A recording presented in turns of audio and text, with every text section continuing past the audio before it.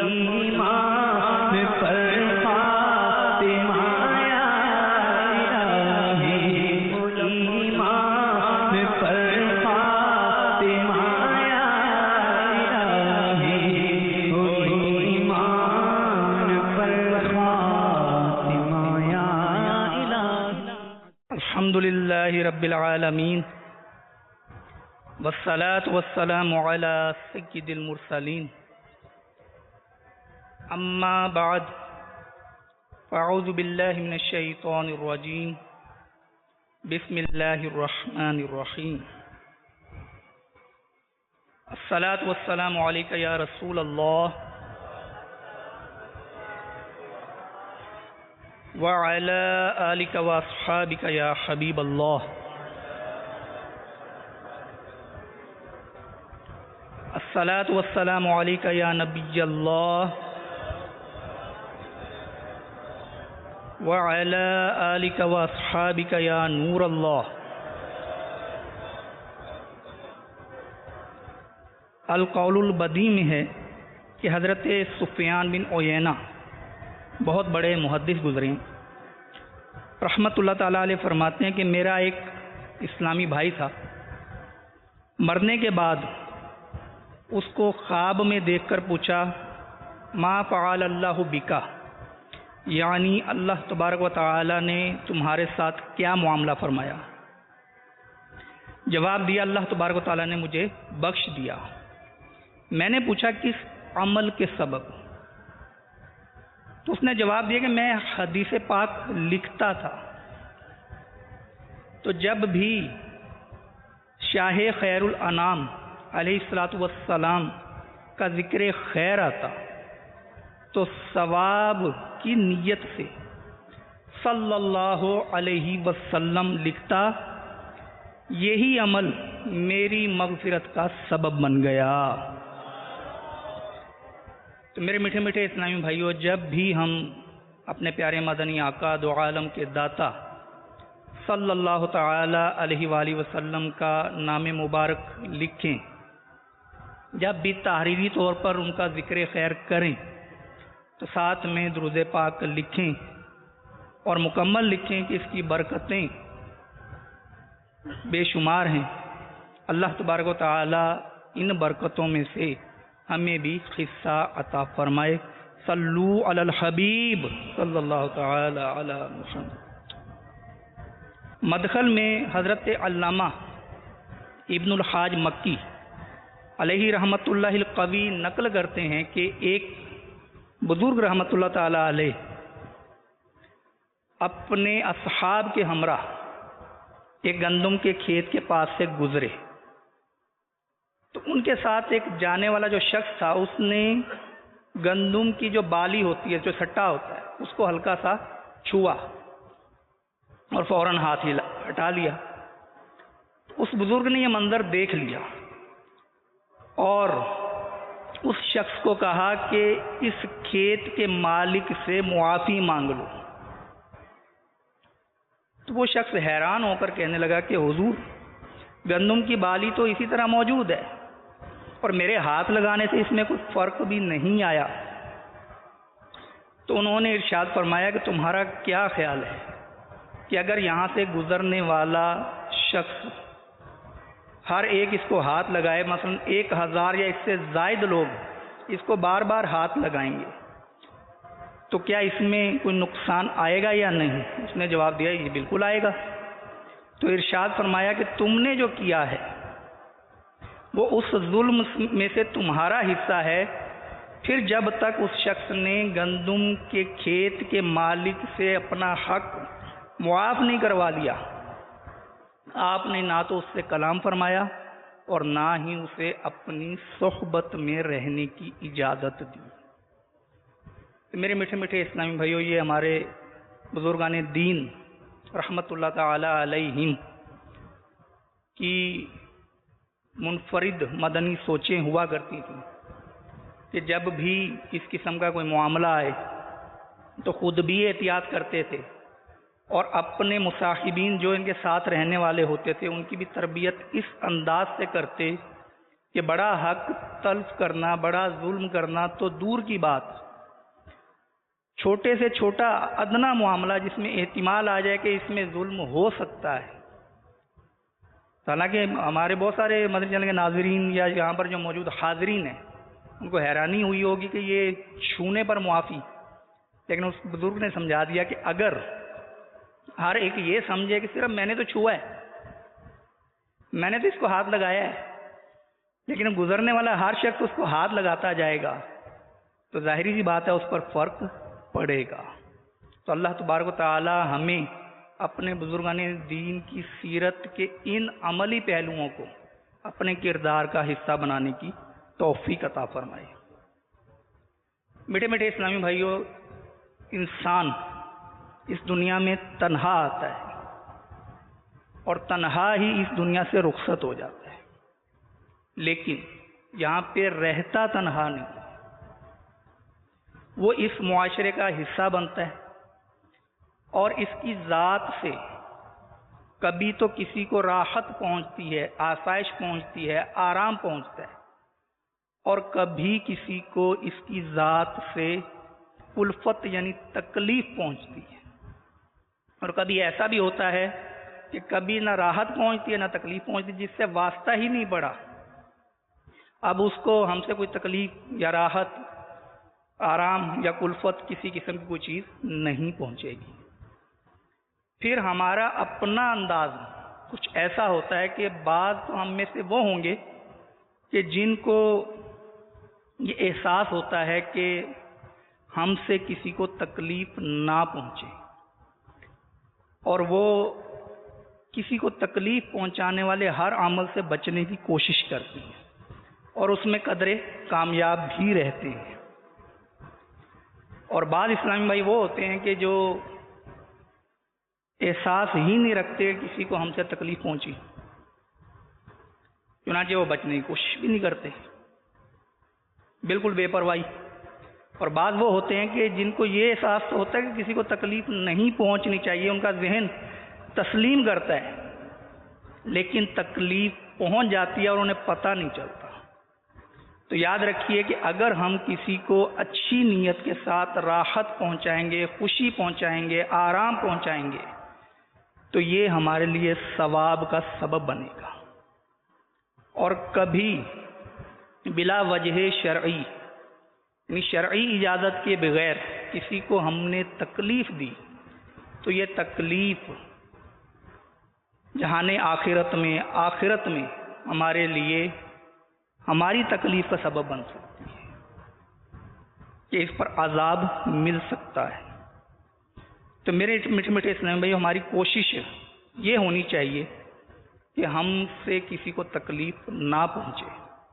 لیکن بہت سارے پہلو ایسے ہوتے ہیں کہ جن کی طرف ہماری توجہ نہیں ہوتی، شعور نہیں ہوتا کہ ہمارے اس انداز سے بھی کسی کو تکلیف ہو سکتی ہے. آج انشاءاللہ عز و جل انہی چند پہلوؤں کی طرف ہم توجہ کریں گے اور کوشش کریں گے کہ ان کو سمجھیں اور آئندہ کے لیے ان کاموں سے بچنے کی کوشش کریں. صلو علی الحبیب صلی اللہ تعالی علی محمد. اچھا کون اور برا کون، اس کا معیار کیا ہے؟ آئیے اپنے پیارے مدنی آقا صلی اللہ تعالی علیہ وآلہ وسلم کی بارگاہ سے سنتے ہیں. چنانچہ ایک مرتبہ رسول اکرم نور مجسم صلی اللہ تعالی علیہ وآلہ وسلم نے صحابہ کرام علیہم الرضوان سے فرمایا کہ میں تمہیں اچھے بروں کی خبر نہ دوں؟ سب خاموش رہے. 3 بار جب یہی استفسار فرمایا، یہی پوچھا، تو ایک شخص نے عرض کی کہ جی ہاں یا رسول اللہ صلی اللہ تعالی علیہ وآلہ وسلم، ہمیں ہمارے برے اور بھلوں کی خبر دیجیے. فرمایا تمہارا بھلا شخص وہ ہے جس سے خیر کی امید کی جائے اور اس کے شر سے امن ہو، اور تمہارا برا شخص وہ ہے جس سے خیر کی امید نہ کی جائے اور اس کے شر سے امن نہ ہو۔ اس حدیث کے تحت مفسر شہیر حکیم الامت حضرت مفتی احمد یار خان علیہ رحمت الحنان حدیث پاک کا یہ جو حصہ ہے کہ جس سے خیر کی امید کی جائے اور اس کے شر سے امن ہو، اس کے تحت فرماتے ہیں یعنی قدرتی طور پر لوگوں کے دلوں میں اس کی طرف سے اطمینان ہو کہ یہ شخص کسی کو تکلیف نہیں دیتا، ایسا اس کا کردار ہو، اور ہو سکتا ہے تو خیر ہی کرتا ہے، بھلائی کا ہی کام کرتا ہے، اور جس سے خیر کی امید نہ کی جائے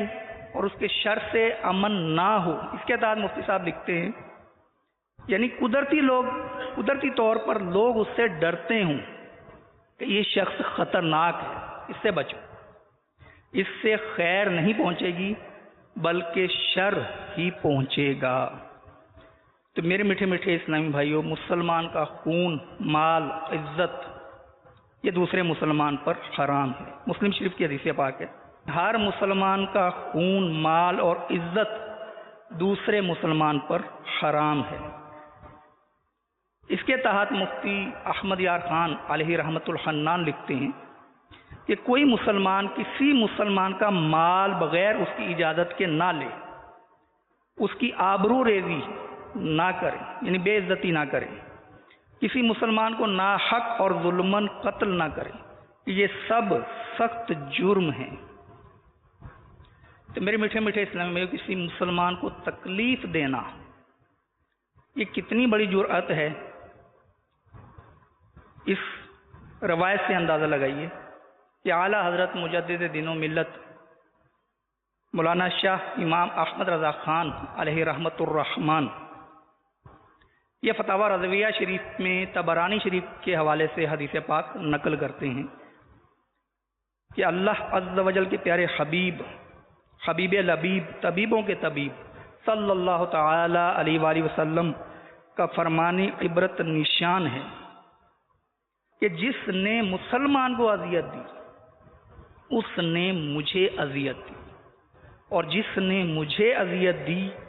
اس نے اللہ عز و جل کو ایذا دی۔ تو ایک مسلمان کو ایذا دینا اللہ و رسول عز و جل و صلی اللہ تعالی علیہ وآلہ وسلم کو ایذا دینا ہے۔ تو کون سا مسلمان یہ ہوگا کہ جو اس بات کی ہمت یا جرأت کرے گا کہ وہ اللہ اور اس کے پیارے رسول عز و جل و صلی اللہ علیہ وسلم کو تکلیف دے، کو ایذا دے۔ تو میرے میٹھے میٹھے اسلام میں تکلیف دینے کے حوالے سے چند ایسی چیزیں کہ جن کی طرف توجہ نہیں ہوتی وہ چند سنتے ہیں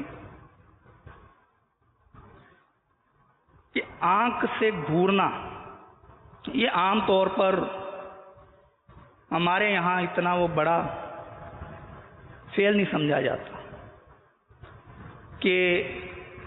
کسی کو آنکھ سے گھورا تو ہم اپنے طور پر دل میں یہ مطمئن ہو جاتے ہیں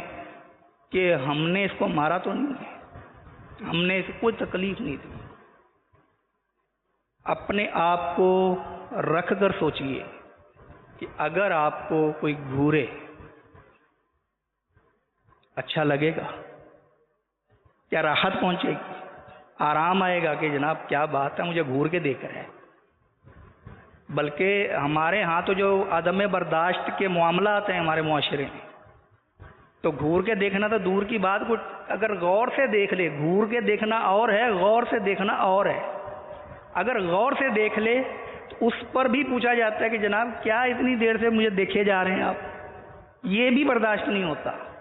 پھر گھور کے دیکھنا تو اس سے کہیں چار ہاتھ آگے ہے۔ تو کسی کو خوف زدہ کرنے کے لیے ہاتھ یا ڈنڈے وغیرہ سے کام نہیں لیا جاتا، تو آنکھوں سے بھی گھورا جاتا ہے، خاص کر بچوں کو، مدنی منوں اور منیوں کو۔ اب ان کو جب گھوریں گے تو یہ سہم جاتے ہیں، اور ہم شاید معذرت کے ساتھ اپنے بچوں کو کم گھورتے ہوں گے، جو دوسروں کے بچے ہیں انہیں زیادہ گھورتے ہیں۔ اور پھر دل کو مناتے ہیں کہ جناب ہم تو اس کو سمجھا رہے ہیں، اچھا سمجھا رہے ہیں آپ یار، اس کو خوفزدہ کر دیا آپ نے، اس کو سہما دیا۔ اگر کوئی دوسرا شخص آپ کے بچے کو گھورے تو آپ کا رد عمل کیا ہوگا؟ اپنے ضمیر سے جواب لے لیجئے، پھر کسی کے بچے کو گھورنے کے بارے میں سوچیے، یقیناً آپ نہیں سوچیں گے۔ تو سرکار مدینہ قرار قلب و سینہ صلی اللہ تعالی علیہ وآلہ وسلم نے ارشاد فرمایا، جو اپنے بھائی کی طرف ڈرانے والی نظروں سے گھورے، اللہ تبارک و تعالی اسے قیامت کے دن ڈرائے گا۔ اس کے تحت مفتی احمد یار خان نعیمی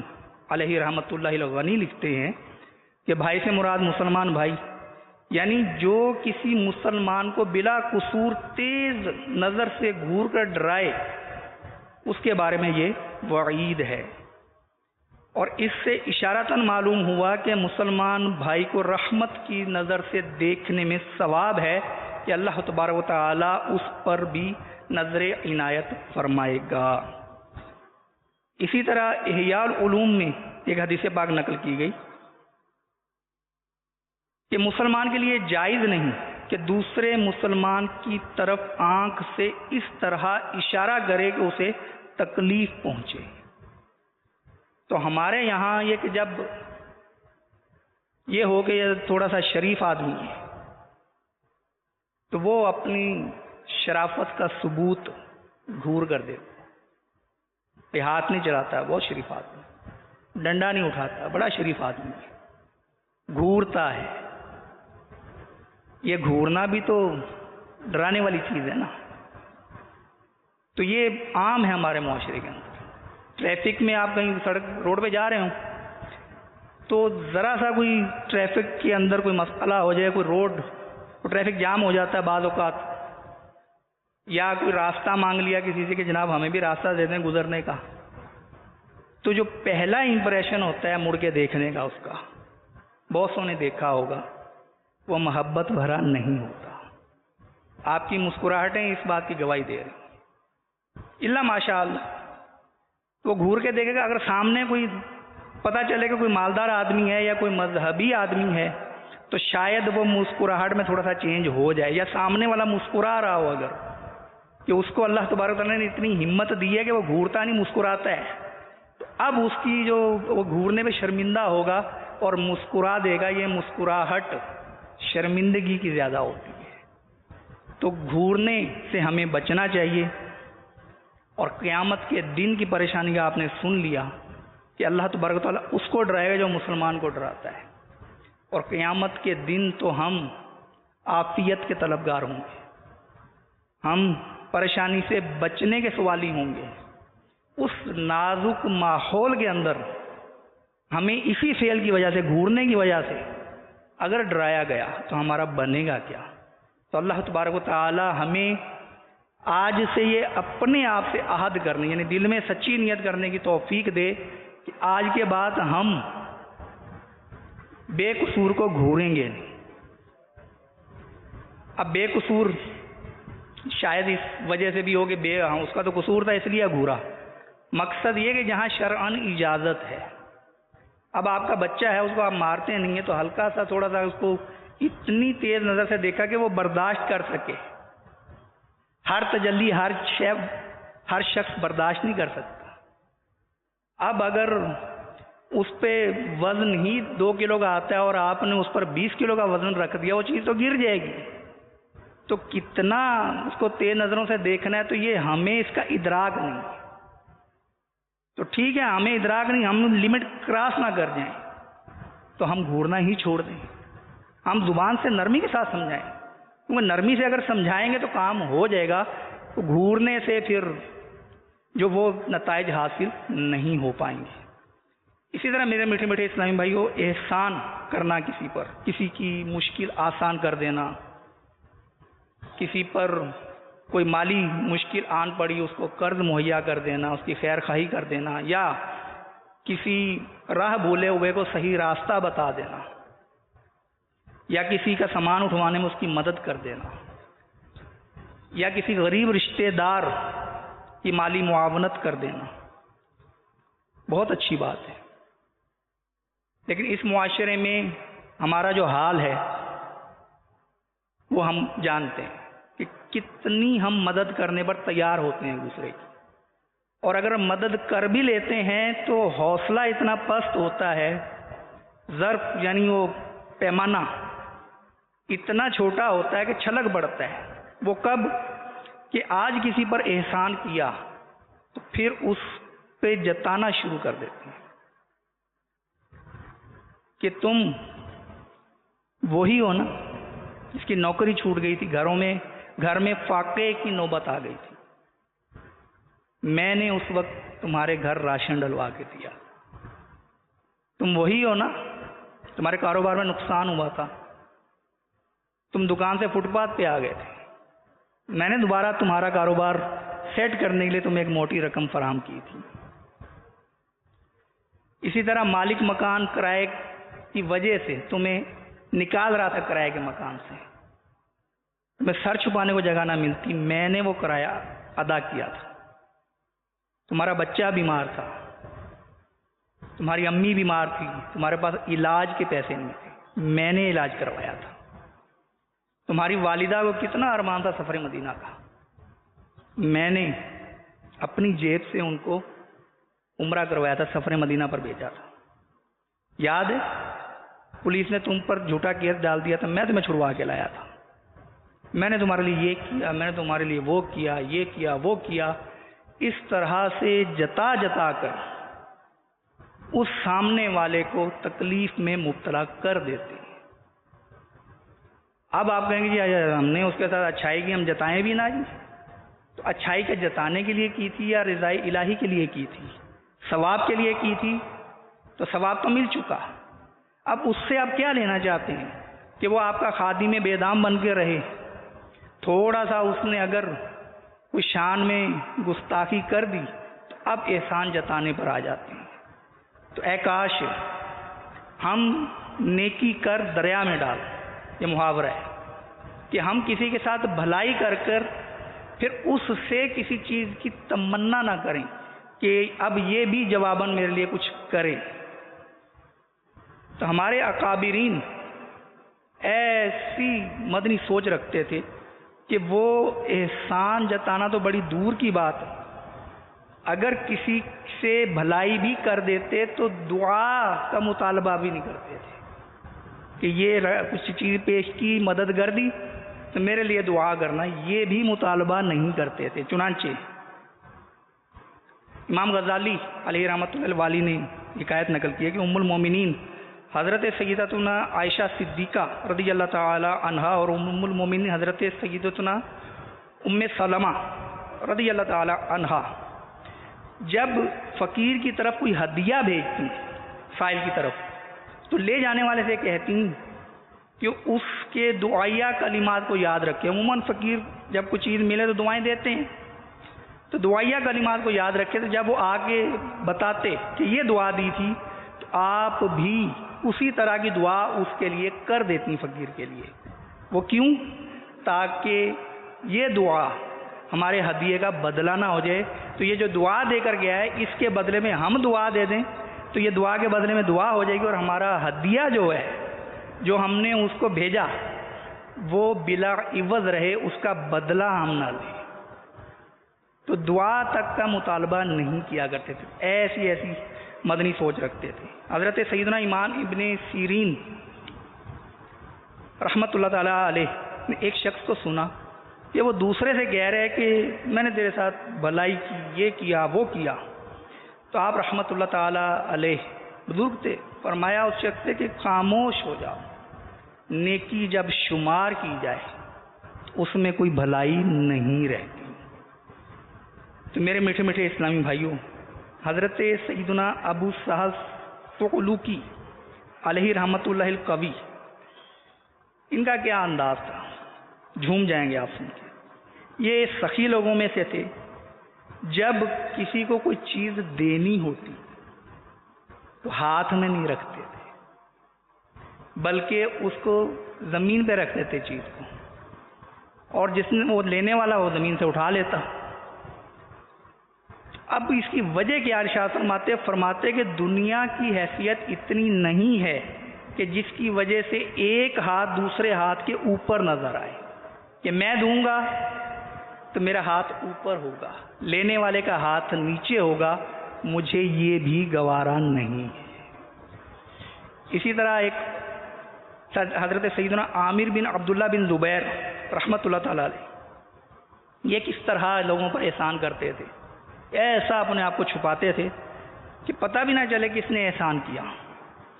تو یہ جاتے تو جو لوگ نماز پڑھ رہے ہوتے سجدے میں ہوتے، ان کے پاؤں کے پاس تھیلیاں اس انداز سے رکھ کے آ جاتے کہ ان کو پتہ بھی نہیں چلتا۔ اور کسی نے عرض کی کہ حضور آپ خود جاتے ہیں اس طرح تھیلیاں رکھتے ہیں، تو کسی کے ہاتھ تھیلی بھجوا دیا کریں، وہ دے دیا کرے گا ان کو۔ تو فرمایا میں نہیں چاہتا کہ وہ میرے بھیجے ہوئے شخص کو دیکھیں یا مجھ سے ملیں تو پھر احسان تلے ہونے کی وجہ سے شرمندگی محسوس کریں، کہ آج اس کو یہ پتہ چلے گا کہ میں نے یہ رقم اس کو دی ہے، تو جتانا تو بڑی دور کی بات ہے۔ وہ اس بات سے، اس اندیشے سے بھی دور رہتے تھے کہ سامنے والے کے دل میں یہ آئے کہ اس شخص نے میری مدد کی۔ اس طرح سے چھپاتے تھے گویا کہ ایک ہاتھ سے دیتے دوسرے ہاتھ کو خبر نہ ہوتی۔ اسی طرح میرے میٹھے میٹھے اسلامی بھائیو، احسان جتانے کے حوالے سے بھی ہم نیت کر لیتے ہیں کہ ہم دوسروں پر احسان کریں کہ اس کو علم دین سکھائیں، اس کی مالی خیر خواہی کریں، اس کی کسی بھی طرح کی مدد کر دی تو مدد کرنے میں رضا الہی کی نیت کریں، اچھی اچھی نیتوں کے ساتھ مدد کریں، اس کا ثواب ملے گا، اور کبھی بھی اس پر احسان نہیں جتائیں گے۔ لیکن ایک شک علماء نے تھوڑا سا واضح کی ہے کہ باپ اگر اولاد کو سمجھانے کے لیے ان کو تھوڑا بہت اپنا بتا دیتا ہے کہ میں نے تمہارے لیے یہ کچھ کیا ہے، تو اس کی گنجائش ہے۔ بات پھر وہی کہ ہمیں وہ لمٹ کا پتہ نہیں چلے گا کب ہم کراس کر گئے۔ اولاد پر بھی احسان اگر جتایا تو اولاد بھی وہ اس کو اچھا نہیں لگے گا، بلکہ وہ بعض اوقات تو شاید وہ آگے سے جواب بھی دیتے ہیں کہ حضور ابا حضور یہ تو آپ کی ذمہ داری تھی جو آپ نے کیا، پھر ہم کیا کریں گے؟ تو اس لیے لمٹ کا پتہ نہیں، تو اولاد پہ بھی احسان نہ جتائیں۔ اسی طرح میرے میٹھے میٹھے اسلام میں تیسرا فرد موجود ہو، سرگوشی، ایک دوسرے کے کان میں بات کرتے ہیں، ہلکی آواز میں بات کرتے ہیں، تیسرے کو پتہ نہ چلے، تو یہاں پر اسے تکلیف پہنچنے کا اندیشہ ہے۔ فرمان مصطفیٰ صلی اللہ تعالی علیہ وآلہ وسلم ہے کہ دو افراد تیسرے کو چھوڑ کے سرگوشی نہ کریں، اس سے مومن کو تکلیف ہوگی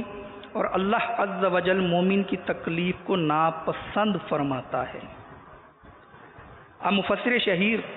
حکیم الامت مفتی احمد یار خان علیہ رحمت الحنان اس حدیث کے تحت لکھتے ہیں کہ اگر 3 ساتھی ہوں،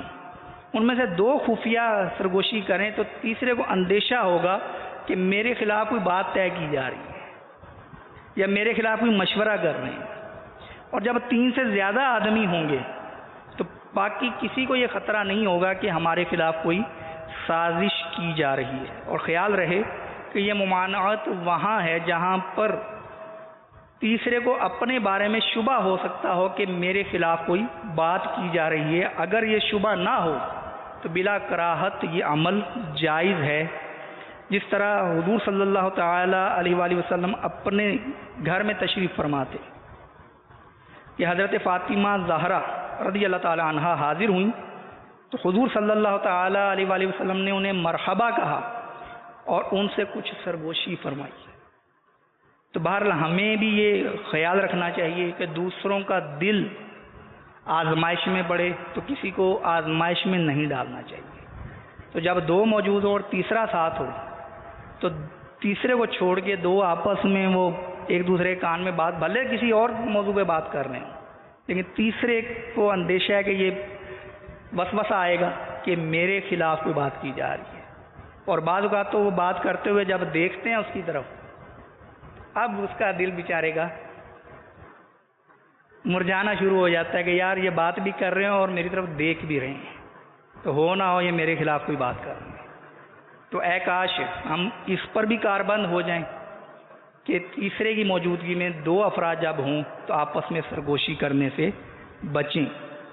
اب یہ وہ معاملات ہیں کہ جن پر ہماری توجہ نہیں ہوتی۔ اسی طرح ایک دوسرے کے گھر آنا جانا، میزبان بننا، مہمان بننا، یہ ہمارے ہاں معمول ہے۔ اب مسلمان بھائی سے ملاقات کرنے کی اچھی اچھی نیتیں کر لی جائیں تو ثواب کی حقداری بھی ہے، لیکن یہاں پر یہ کہ جب کسی کے گھر جانا ہو تو پہلے سے ایڈوانس میں پیشگی طور پر اطلاع دے دی جائے، ٹائم سیٹ کر لیا جائے، کیونکہ ہوتا یہ ہے کہ اچانک جب مہمان آ جائے تو گھر والے آزمائش میں آ جاتے ہیں۔ مثلا جس ٹائم آپ پہنچے وہ بھی کسی جگہ جانے کے لیے تیار کھڑے تھے، اب آپ پہنچ گئے تو وہ اب جائیں تو مسئلہ کہ آپ پہنچ چکے، اور اگر نہیں جاتے تو آگے کوئی ایسا انہوں نے جانا تھا کہ جہاں جانا ان کا ضروری تھا، وہ آزمائش میں آ جائیں گے۔ تو یہی اگر آپ نے پیشگی طے کر لیا ہوتا کہ اس وقت ہم آپ کے گھر آئیں گے اور باقاعدہ ایک اجازت کی صورت بن جاتی تو کوئی بھی آزمائش میں نہ آتا۔ اسی طرح بعض بات ایک مہمان ہوتا ہے دوسرا بھی آ جاتا ہے۔ اب ایک میان میں دو تلواریں، تو مہمانوں کی حیثیت ظاہر الگ الگ ہوتی ہے، تو ایک کو کس طرح ڈیل کرنا ہے، دوسرے کو کس طرح ڈیل کرنا ہے۔ بعض اوقات ایسا بھی ہوتا ہے ان مہمانوں کی آپس میں نہیں بنتی ہوتی، اب بڑی آزمائش ہو جاتی ہے کہ ان کو آپ کس طرح سنبھالیں۔ تو پہلے سے ان کے ساتھ ایک رابطہ ہو۔ پھر بعض اوقات خاطر تواضع کے لیے گھر میں مناسب اشیاء نہیں ہوتی، یا کھانے کے وقت پہنچے، اب کھانا ظاہر پیش کرنا ہے تو اور گھر میں ایسی چیزیں موجود نہیں ہیں جو مہمان کے شایان شان ان کو پیش کی جا سکیں، تو اب آزمائش میں آ جائیں گے۔ تو اس لیے اب میزبان کو تکلیف دینے سے بچانے کے لیے پیشگی طور پر بتا دینا چاہیے، اور جانے کے بعد بھی بعض اوقات اس کے گھر بیٹھ کر اس کے بارے میں تبصرے کر رہے ہوتے ہیں، اور کبھی تو جناب وہ اس طرح کے جملے بھی بولے جاتے ہیں، یار آپ کے گھر کا پنکھا بڑا آہستہ چلتا ہے، یار نئے لگوا لو، یار پنکھے بھی گزارا کر رہے ہو، اے سی بھی نہیں ہے آپ کے گھر میں، حیرت ہے آپ کے پاس فریج نہیں ہے، اچھا تو دیکھو یار دیواروں کو پلستر اڑا ہوا ہے، اس کو صحیح کروا لو، رنگ کروا لو اس کو، کمرے بڑے چھوٹے ہیں یار آپ، اور صوفے رکھے ہوئے اتنے پرانے، بیٹھا بھی نہیں جاتا اسی طرح، یار آپ کے بچے شور بڑا کرتے ہیں، بڑے کنجوس لگتے ہیں، گھر میں لائٹیں ہیں پھر بھی روشن نہیں کرتے یار، اور کھانا وہی پھیکا تکا لے آئے، یار کوئی مرغی وغیرہ بنوا لیتے، سادہ پانی لے آئے، شربت ہی لے آتے یار۔ اس قسم کی باتیں ہم سمجھتے ہیں ہم بے تکلفی میں کر رہے ہیں، یہی بے تکلفی اگر کوئی ہمارے ساتھ کرے تو جب بھی کسی قسم کا کوئی شیطان وسوسہ دلائے نا کہ جناب ہمارے کہنے سے اسے کچھ نہیں ہوگا، تو پھر اپنے آپ کی کسوٹی پہ رکھ لیں کہ اس کے کہنے سے کیا ہمیں کچھ ہوگا یا نہیں۔ کوئی ہمارے صوفوں پہ تنقید کرے، کوئی ہمارے پنکھے پہ تنقید کرے، کوئی جناب ہماری دیواروں پہ تنقید کرے، کوئی بچوں پہ تنقید کرے، تو ہم تو خوشی سے جناب پھول اٹھیں گے اور اسے شاید ہار ڈالیں کہ کیا بات کی ہے آپ نے یار، کبھی بھی نہیں، برا لگے گا۔ تو میرے میٹھے میٹھے اسلامی، یہ چند دو تین معاملات میں نے آپ کے گوش گزار کیے، تو یہ سوچیں گے نا، اگر اب جاتے جاتے وہ چابی سے جناب گاڑی پہ سکریچ ڈال جاتے ہیں، موٹر سائیکلیں گلی چھوٹی ہے پہلے ہی، گزرنے والوں کے لیے جگہ ہی نہیں ہے، موٹر سائیکلیں باہر پارک کر دیتے ہیں اور گزرنے والا بیچارہ آزمائش میں آ جاتا ہے۔ اسی طرح وہ گھر میں دھو کر پانی باہر روڈ پہ چھوڑ دیتے ہیں، اب گزرنے والا جانے اس کا کام جانے۔ تو اس طرح کا فون کرتے ہیں، اب فون کر رہے ہیں رات کے 3 بجے، کوئی اہم کام نہیں، وہ بیچارہ سویا پڑا ہے، اب اسے تنگ کر رہے ہیں۔ تو اس طرح کی بہت ساری چیزیں، اب کوئی شخص بھاگا جا رہا ہے جلدی میں، پتہ ہے، اب اس کو روک لیا کہ جناب میری بات سنیں۔ اب تھوڑی سی شعور ہونا چاہیے کہ وہ تیزی میں جا رہا ہے تو ظاہر ہے کچھ جلدی میں ہوگا تو اسے جانے دیا جائے، نہ یہ کہ اس کو روک کر تو آپ اس کی بریکیں فیل کر دیں گے، جہاں یہیں بیٹھے رہو، تو ایسا نہیں ہونا چاہیے۔ تو سوچیں گے اگر تو مدنی سوچ بنتی جائے گی، تو ہم اپنی ذات سے دوسروں کو کس کس طرح تکلیف میں مبتلا کر دیتے ہیں، گھر والوں کے بارے میں بھی سوچنا ہے، باہر والوں کے بارے میں بھی سوچنا ہے، دفتر والوں کے بارے میں بھی سوچنا ہے، اور اسکول کالج اور جامعہ والوں کے بارے میں بھی سوچنا ہے، اور مسجد میں آئے ہوئے دیگر نمازیوں کے بارے میں بھی سوچنا ہے، اللہ تبارک و تعالی ہمیں دعوت اسلامی کے مدنی ماحول سے وابستہ رہنے اور اس طرح مزید علم دین سیکھ کر گناہوں سے بچنے اور نیکیاں کرنے اور ان پر استقامت اختیار کرنے کی توفیق عطا فرمائے. آمین بجاہ النبی الامین صلی اللہ تعالی علی محمد. صلو علی الحبیب صلی اللہ تعالی علی محمد. ایمان پر خاتمہ